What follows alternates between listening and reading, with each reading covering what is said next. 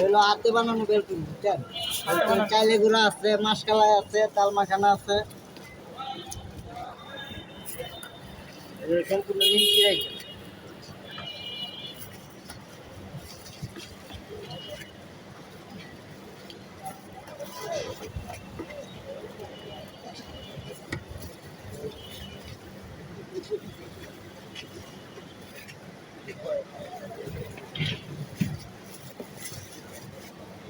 ডিম দাও না মামা?